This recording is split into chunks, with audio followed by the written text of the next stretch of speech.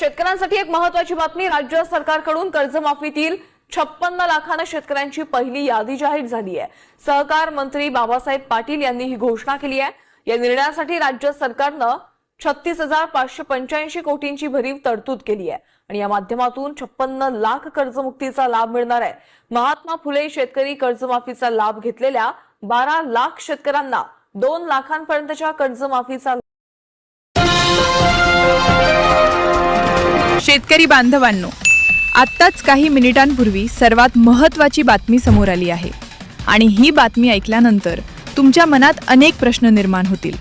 कारण राज्य सरकारने 56 लाख शेतकऱ्यांना कर्जमाफी देण्याची घोषणा केली होती, पण पहिल्याच टप्प्यात केवळ 533 शेतकऱ्यांची यादी जाहीर करण्यात आली आहे। ही संख्या इतकी कमी का आहे? सरकारने यामागे कोणती कारणे दिली आहेत? पुढील प्रक्रिया काय असणार आहे आणि पात्र शेतकऱ्यांनी आता नेमकं काय करायचं? या सगळ्या प्रश्नांची उत्तरं मी तुम्हाला आजच्या या व्हिडिओमध्ये सांगणार आहे। त्यामुळे व्हिडिओ अर्धवट सोडून जाऊ नका, शेवटपर्यंत लक्षपूर्वक बघा। आणि अशाच प्रकारच्या महत्त्वाच्या बातम्या सर्वात आधी पाहण्यासाठी आपल्या कृषी हेल्पलाईन 1.0 या चॅनलला आत्ताच सबस्क्राईब करा आणि बेल आयकॉन दाबा। शेतकरी बांधवांनो, आता 1 मिनिट लक्ष द्या। बघा, आजच मुख्यमंत्री देवेंद्र फडणवीस यांनी अजित पवार यांच्या जयंतीचं औचित्य साधत सहकार विभागाने पुण्यश्लोक अहिल्यादेवी होळकर शेतकरी कर्जमुक्ती योजनेची पहिली यादी जाहीर केली आहे। सहकार मंत्री बाबासाहेब पाटील यांनी पत्रकार परिषद घेत ही यादी प्रसिद्ध केली आहे। मात्र या पहिल्या यादीत केवळ 533 शेतकऱ्यांना 37,540 रुपयांच्या कर्जमाफीला मंजुरी देण्यात आली आहे। आता हा आकडा ऐकून तुम्हाला प्रश्न पडला असेल, सरकारने 56 लाख शेतकऱ्यांसाठी 36,585 कोटी रुपयांची कर्जमाफी जाहीर केली होती। मग पहिल्याच यादीत 0.1% कमी म्हणजे केवळ 533 शेतकरीच का? तर याचं उत्तर सहकार विभागाने दिलेलं आहे। बघा, सरकारला माझी लाडकी बहीण योजनेप्रमाणे अपात्र लाभार्थ्यांना लाभ मिळू नये असं वाटतं। त्यासाठी सरकारने प्राप्तिकर विभागाकडे कर भरणाऱ्या शेतकऱ्यांची माहिती मागवली होती। मात्र ही माहिती वेळेत प्राप्त झाली नसल्यामुळे पहिल्या टप्प्यात केवळ 7 जिल्ह्यांतील 533 शेतकऱ्यांचीच यादी जाहीर करणं शक्य झालं। पण शेतकरी बांधवांनो, निराश होऊ नका। सहकार विभागाचे प्रधान सचिव प्रवीण दराडे यांनी स्पष्ट केलंय की पुढील 2 दिवसात प्राप्तिकर विभागाकडून करदात्या शेतकऱ्यांची माहिती मिळण्याची अपेक्षा आहे। ती मिळाल्यानंतर तातडीने मोठ्या प्रमाणावर पुढील याद्या जाहीर केल्या जातील। तसंच गुरुवारी पुणे जिल्हा मध्यवर्ती सहकारी बँकेची यादी सुद्धा प्रसिद्ध होण्याची शक्यता आहे। आता बघा, या कर्जमाफी प्रक्रियेत किती बँकांचा समावेश आहे? राज्यातील 30 जिल्हा मध्यवर्ती सहकारी बँका, 12 राष्ट्रीयकृत बँका आणि इतर खासगी बँका मिळून एकूण 53 बँकांनी शेतकऱ्यांच्या कर्ज खात्यांची माहिती महाआयटीने विकसित केलेल्या पोर्टलवर अपलोड केली होती। यानंतर जिल्हा मध्यवर्ती सहकारी बँकांमधील सर्व खात्यांची माहिती सहकार विभागातील लेखा परीक्षकांमार्फत तपासण्यात आली। त्यानंतर संगणकीय पडताळणी करून पात्र लाभार्थ्यांची यादी तयार करण्यात आली। ही प्रक्रिया किती मोठी आणि किती कसोशीने केली जाते हे यावरून लक्षात येतं। आता शेतकरी बांधवांनो, सर्वात महत्त्वाचं म्हणजे पात्र शेतकऱ्यांनी आता नेमकं काय करायचं आहे ते बघा। यादीतील लाभार्थ्यांना त्यांच्या नोंदणीकृत मोबाईल क्रमांकावर आधार प्रमाणीकरणासाठी म्हणजेच KYC साठी मेसेज पाठवण्यात येणार आहे। आता हे मेसेज आल्यानंतर काय करायचं? तर सगळ्यात आधी तुमच्या जवळच्या आपले सरकार सेवा केंद्रात जायचं आहे। राज्यात सुमारे 32,000 आपले सरकार सेवा केंद्रांमधून ही सुविधा उपलब्ध करून देण्यात आली आहे। मात्र आधार प्रमाणीकरण करण्यापूर्वी एक अत्यंत महत्त्वाची गोष्ट लक्षात घ्या। संबंधित शेतकऱ्याची ॲग्रीस्टॅकवर नोंदणी असणं आवश्यक आहे। जर ॲग्रीस्टॅकवर नोंदणी नसेल तर आधार प्रमाणीकरण करता येणार नाही आणि कर्जमाफीचा लाभ मिळणार नाही।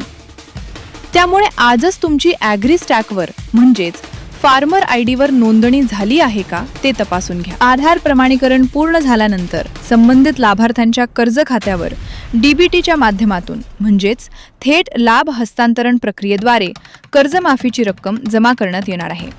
आणि सहकार आयुक्त दीपक तावरे यांनी असेही सांगितले की ज्या शेतकऱ्यांची नावं कर्जमाफीच्या यादीत असतील त्यांना नाबार्डची परवानगी मिळाल्यानंतर नवीन कर्ज वाटप करण्याचे निर्देशही देण्यात येतील.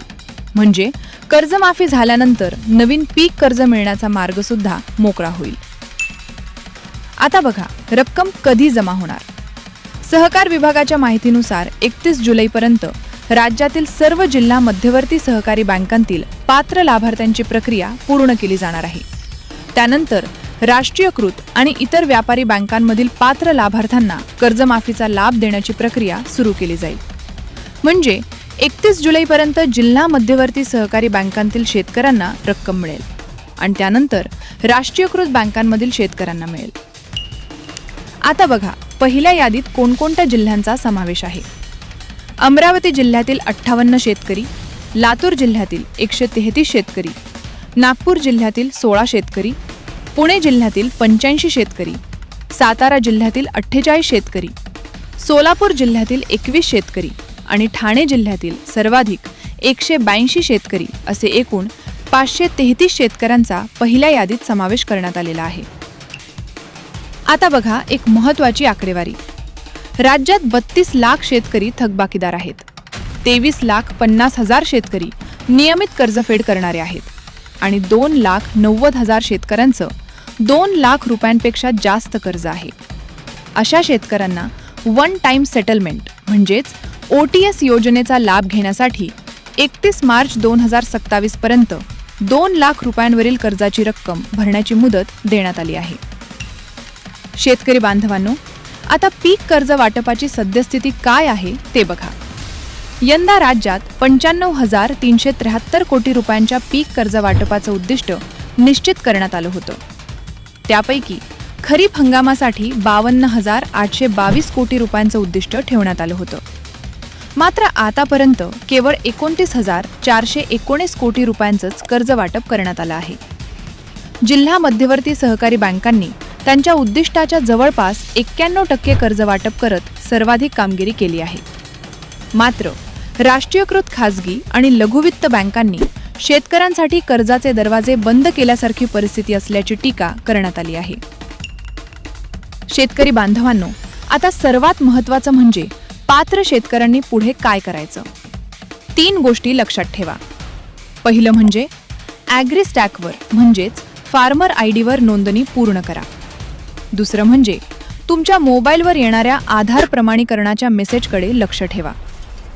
तिसरं म्हणजे प्राप्तिकर विभागाकडून माहिती मिळाल्यानंतर प्रसिद्ध होणाऱ्या पुढील याद्या ग्रामपंचायत, विविध कार्यकारी संस्था, सहकारी संस्था आणि संबंधित बँकेच्या शाखांमध्ये प्रसिद्ध केल्या जाणार आहेत.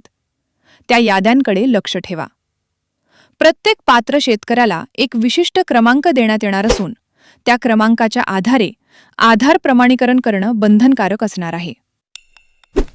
शेतकरी बांधवांनो, एकंदरीत काय तर राज्य सरकारने कर्जमाफीच्या अंमलबजावणीला सुरुवात केली असली तरी पहिल्याच टप्प्यात केवळ 533 शेतकऱ्यांची यादी जाहीर झाल्याने उर्वरित लाखो शेतकऱ्यांच्या नजरा आता पुढील याद्यांकडे लागलेल्या आहेत. प्राप्तिकर विभागाकडून माहिती मिळाल्यानंतर मोठ्या प्रमाणावर लाभार्थ्यांच्या याद्या जाहीर होतील असं राज्य सरकारने स्पष्ट केलंय. त्यामुळे थोडा संयम ठेवा आणि अधिकृत सूचनांकडे लक्ष ठेवा. हा व्हिडिओ तुमच्या सर्व शेतकरी मित्रांना आत्ताच शेअर करा. तुमच्या व्हॉट्सअप ग्रुपवर टाका, फेसबुकवर शेअर करा. कारण ही माहिती प्रत्येक शेतकऱ्यापर्यंत पोहोचणं गरजेचं आहे. जेव्हा कधी पुढची यादी जाहीर होईल किंवा नवीन अपडेट येईल तेव्हा सर्वात प्रथम तुम्हाला आपल्या कृषी हेल्पलाईन 1.0 या चॅनलच्या माध्यमातून कळवण्यात येईल. त्यामुळे आत्ताच चॅनलला सबस्क्राईब करा, बेल आयकन दाबा आणि ऑल नोटिफिकेशन्स ऑन करा. भेटूया पुढच्या व्हिडिओमध्ये नवीन अपडेट्ससह. तोपर्यंत जय जवान, जय किसान. धन्यवाद.